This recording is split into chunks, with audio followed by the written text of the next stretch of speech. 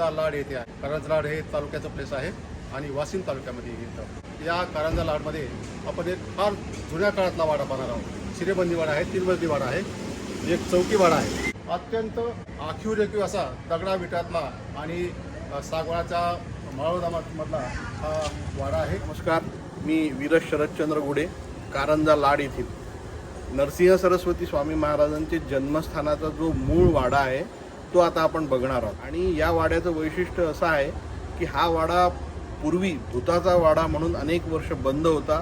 त्यावेळी आमच्या पणजोबांनी हा वाडा विकत घेतला. ही गोष्ट साधारण 1905 सालची साधारण असली पाहिजे. 1905 साली ज्या वेळेला वासुदेवानंद सरस्वती नरसिंह सरस्वती स्वामी महाराजांचे जन्मस्थानाच्या शोधात विदर्भात आले होते. पवनी येथे चातुर्मास होता व त्यानंतर ते कारंजा इथे आले. कारंजातील काही वृद्ध मंडळींनी त्यांना सांगितले की इथे जन्मस्थान तर नाही पण एक भूताचा वाडा आहे. नरसिंह सरस्वतींशी तसा काही संपर्क आहे असा कुठलाही उल्लेख इथे नव्हता.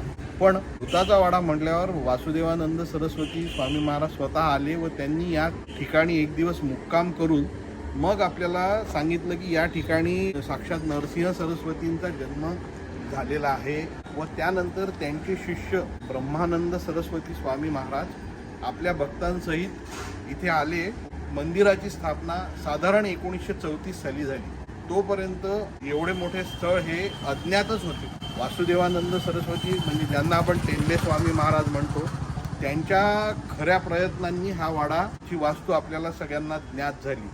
व त्यावेळेला आमचे पणजोबा इथे आजोबा राहत होते. तर त्या आजोबांनी सांगितलं की आता हा वाडा माझ्याजवळ आला आहे तर हा राहू द्या माझ्याजवळ आणि आमची समोरची जी जागा आहे त्या ठिकाणी आपण नरसिंह सरस्वतींचे एक भव्य मंदिर स्थापन करू. त्यानुसार 1934ला मंदिराची स्थापना झाली. वाडा आमच्याजवळच राहिला.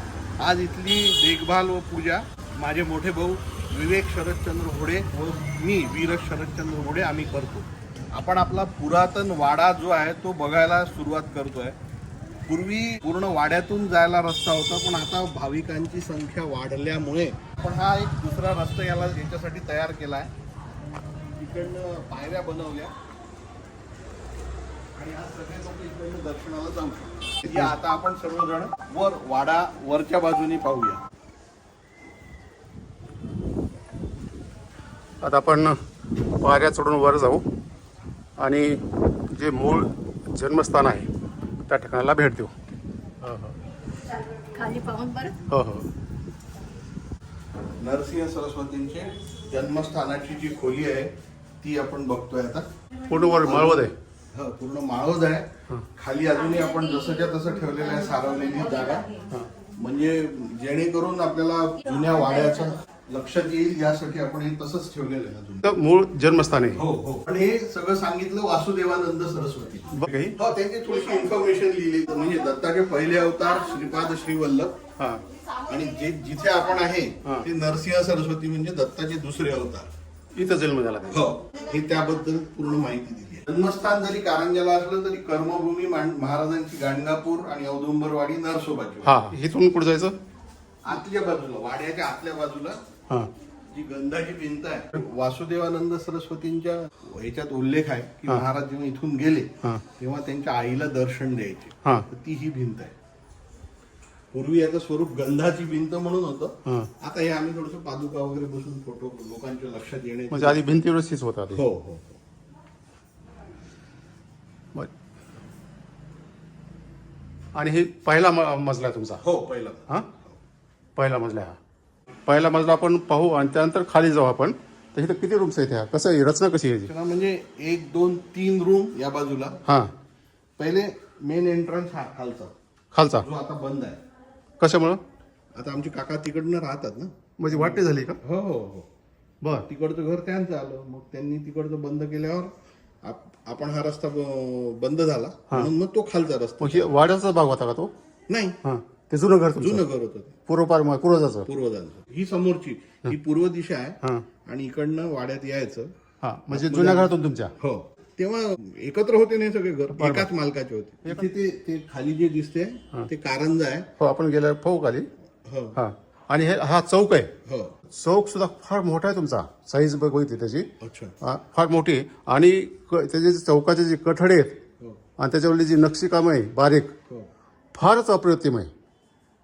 नाजूक नक्षीकाम आहे. आता हे पहा, तुम्हाला मी दाखवतो. हे कठडे जे आहेत त्या चौकामधले, सहसा कठडे चौकामध्ये पाहायला मिळत नाहीत, काही वाड्यामध्येच पाहायला मिळतात.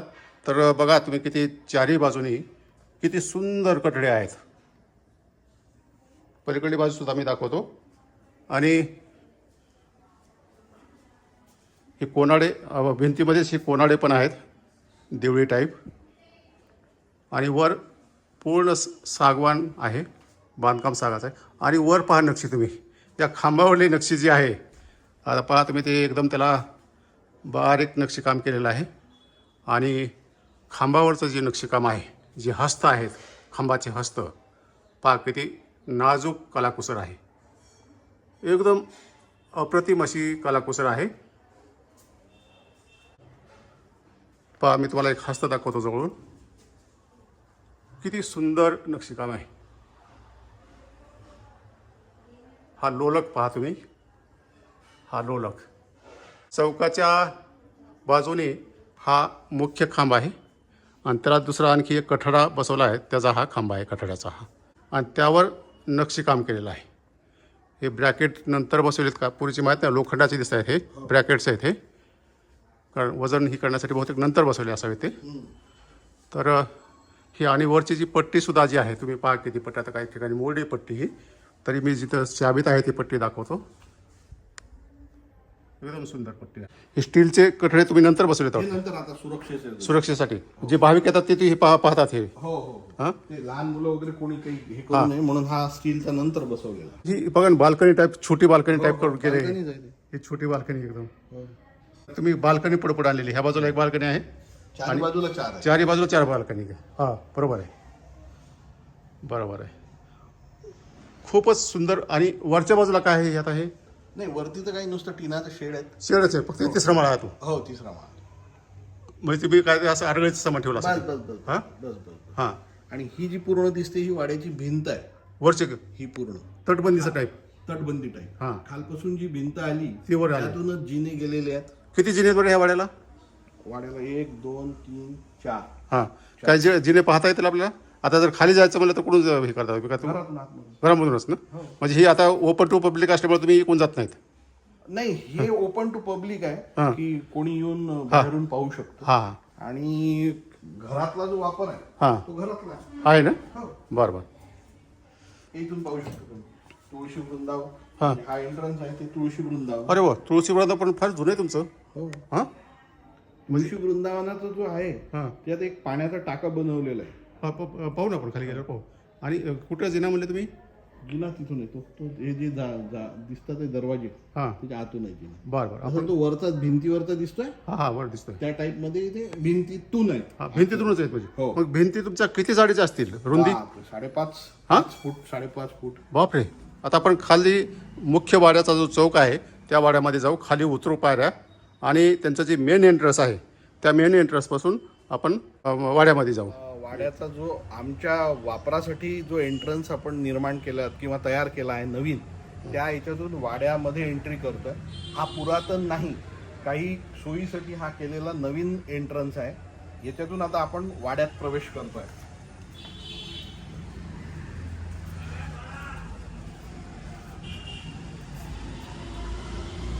जो आपण वरच्या बाजूने चौक बघितला होता, हां हां. अरे अप्रतिम कलाकुसर आहे. उजव्या बाजूला दिसेल तो. हा चौक आहे का? वा. हा चौक आहे. पायऱ्या किती त्याला खाली उतरायला? 4 पायऱ्यात. 5 पायऱ्या. 5 पायऱ्या. मी एकदा तुम्हाला चौक दाखवतो खालून. एकदम सुंदर असा चौक आहे. हा चौक आहे. जे वाड्याचं जे ब्रह्मस्थान आहे, चौक असतं म्हणजे हवा, आकाश, पाऊस, पाणी त्याला ओपन असतं. आणि या चौकामुळं वाड्यामधलं जे वातावरण आहे ते फार बदलतं. उन्हाळ्यामध्ये थंड राहतो वाडा हा, हिवाळ्यामध्ये गरम राहतो. आणि त्यामुळे या चौकाला फार महत्त्व असतं. आणि फार हे जुनं भारतीय आर्किटेक्चर आहे वाड्याचं. एंट्रन्स जो आहे तो हा. ओरिजिनल वाड्याचा एंट्रन्स हा आहे. हो. फक्त आता तुम्ही बंद केला तो वाटण्या झाल्यामुळे. म्हणजे या दरवाजातून एंट्री केल्यावर हां पहिले इथे जुन्याप्रमाणे आता जसा कारंजा असतो तो हा कारंजा इथे डाव्या बाजूला. हां हां दिसतोय हा. आहे. आणि त्यावेळेला इलेक्ट्रिकचे पंप ही हौद आहे का खाली इथं? इथं नाही, तिथे नुसतं कारंजा आहे असं. पण पाणी पाडण्यासाठी हौद दिसतो ना? पाणी पाडण्यासाठी हौद आहे. हौद आहे छोटा. आणि त्या इलेक्ट्रिकचे पंप वगैरे नसल्यामुळे नॅचरल या तुळशी वृंदावनात इथे टाकी आहे. कुठं असेल ती? हे ते झाकण दिसते. ही टाकी आहे का ही? हो.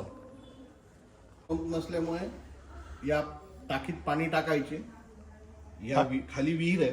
खाली विहीर? अरे भाऊ, आमच्याकडे आड म्हणतात त्याला. अच्छा, आड म्हणतात. हां छोटी आकार असतो. या विहिरीतून पाणी काढून आपण या टाकीत टाकू शकतो आणि मग ते नॅचरल प्रेशरने तिकडे कारंजा. मग खाली पाईपलाईन असेल? खाली पाईपलाईन हा? आहे ती अजूनही चालू होती इतके दिवस पर्यंत. बर. हो. मग आता यूज करत नाही तुम्ही? नाही, यूज नाही करत आता. हां. कारण ते कोण पाणी काढणार. पाणी हे शेंद्यासाठी तर तुमचा रहाट पण आहे? हो, राहट पण आहे. अरे रहाट पण तुमचा एक युनिक आहे. हो 2 मिडी असतात, तुम्ही एका अँगल टाकला इथं. हो.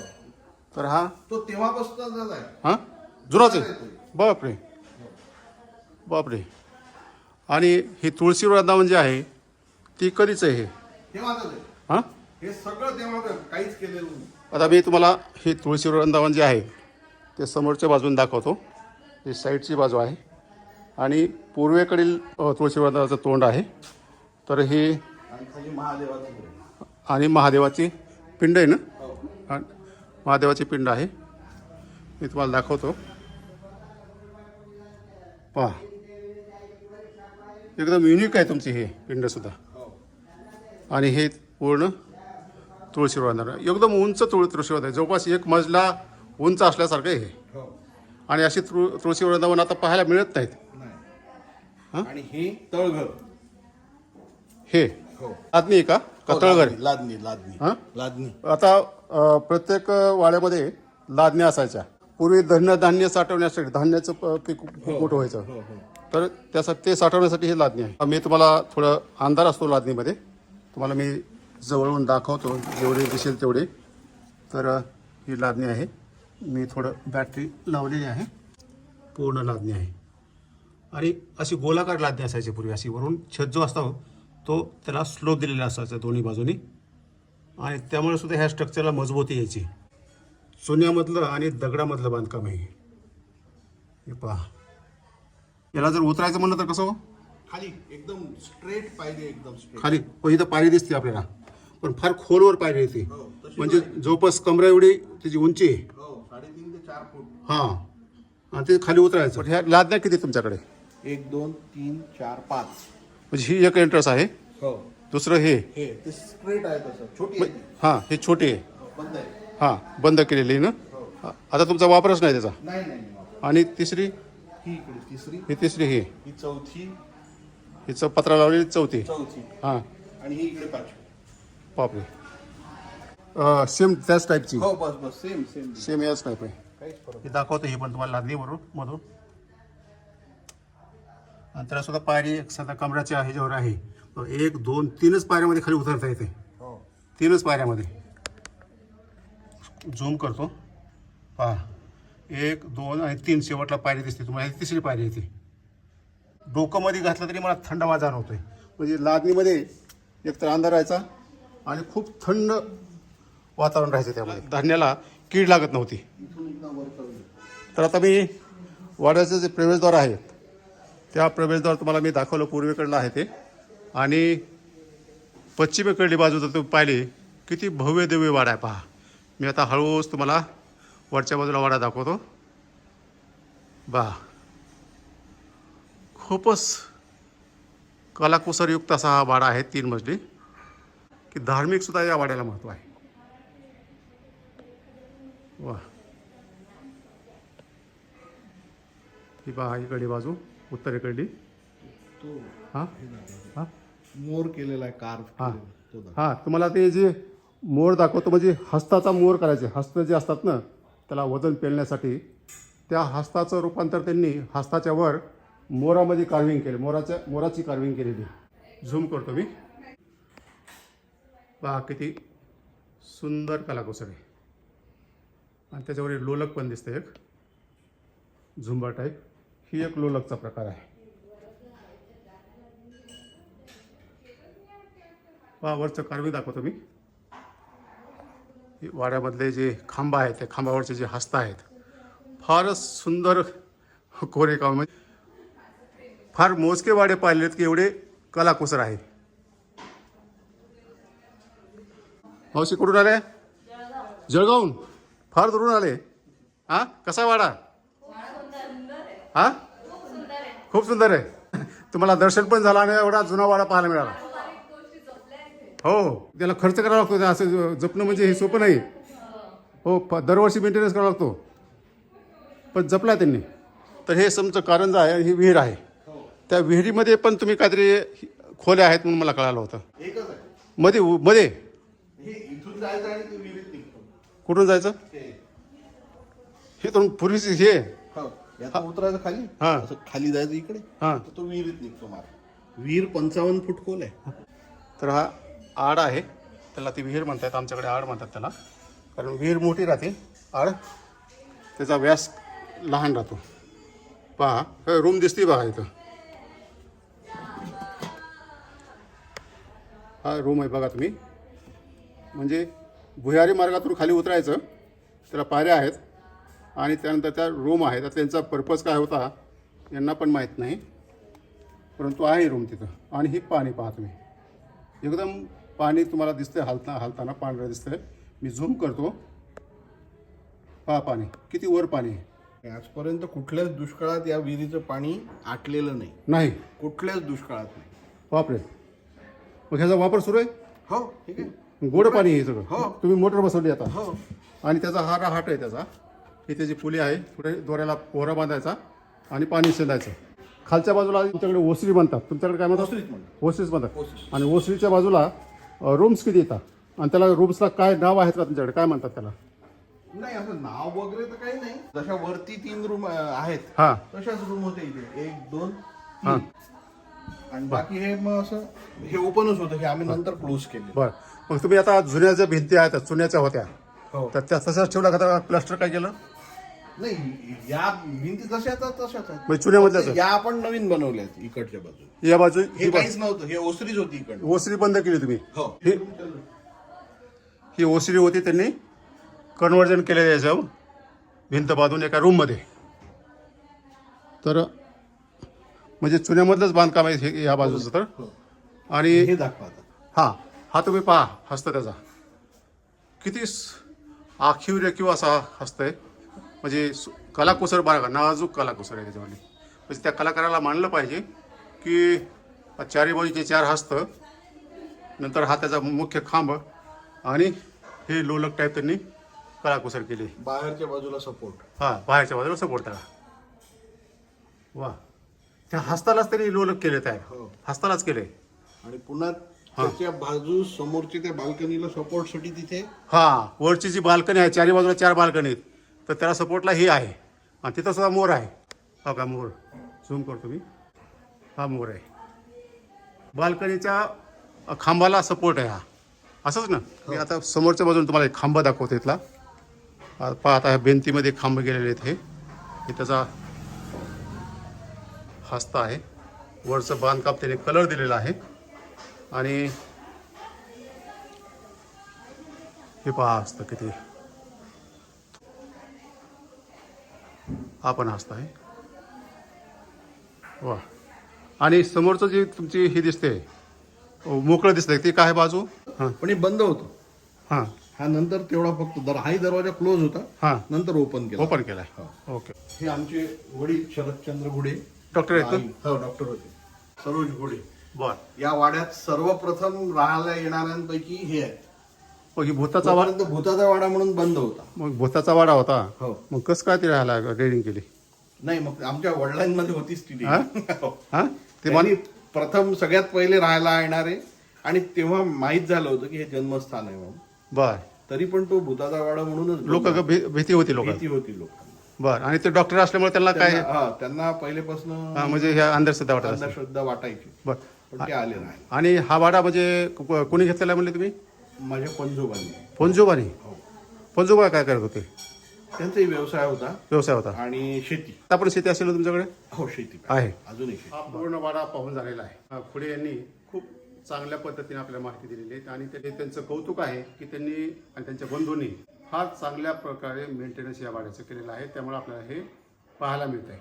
कारण जी जुनी वाडे आहेत एकतर वाटणी झाल्यानंतर त्याचं सगळं स्ट्रक्चर बदलून जातं आणि मेंटेनन्स कोणी करायचा यामध्ये अनेक वाडे आपले पडलेले आहेत. परंतु या दोघा भावाचं एकमत असल्यामुळं हा वाडा आताही सुस्थितीमध्ये आहे. अनेक पर्यटक मंदिराच्या दर्शनाला येतात त्यावेळेस आवर्जून चौकातून खाली वाकून पाहतात आणि तोंडामध्ये गोड घातल्याशिवाय ते राहत नाहीत की किती चांगल्या रीतीनं हा वाडा मेंटेन केलेला आहे. जी नक्षीकाम आहे ते तर नवीन पिढीला एकदम नवीनच आहे आणि माझा वाडा शूटिंग करण्यामागे उद्देश हाच आहे की नवीन पिढीला वाडा संस्कृती माहीत नाही आणि काही कालानंतर फार मोजके वाडे महाराष्ट्रामध्ये शिल्लक राहिले म्हणजे त्यामुळे या वाड्याचं डिजिटायझेशन व्हावं आणि पुढच्या पिढ्यांना सुद्धा वाडे कसे होते हे दाखवता यावेत म्हणून मी हा वाडा पुण्याहून पाहायला आलो आहे. आणि आपल्याही भागामध्ये अशा प्रकारचे जर वाडे असतील तर आपलं नाव गाव पत्ता मोबाईल नंबर जर दिला तर जसं शक्य होईल तसं मी तुमच्या वाड्याला सुद्धा नक्की भेट देईन. नमस्कार.